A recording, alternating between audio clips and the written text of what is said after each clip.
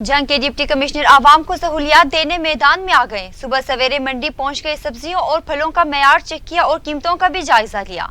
फलों और सब्जियों के लिए लगने वाली बोली की मॉनिटरिंग भी खुद की। मजीद जानते हैं इस रिपोर्ट में।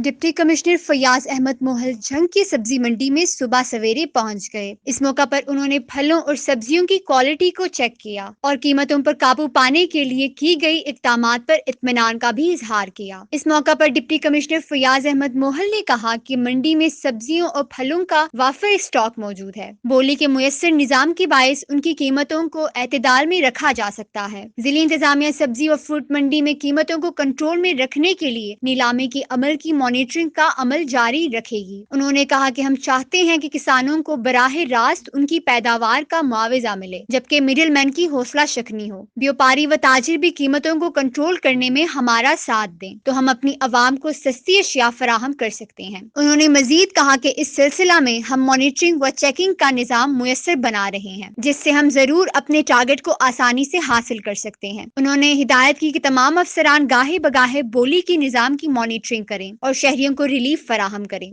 इस मौका पर असिस्टेंट कमिश्नर कासिम गुल, एक्स्ट्रा असिस्टेंट डायरेक्टर रियाज अहमद और मार्केट के अफसर भी इनके हमराह थे।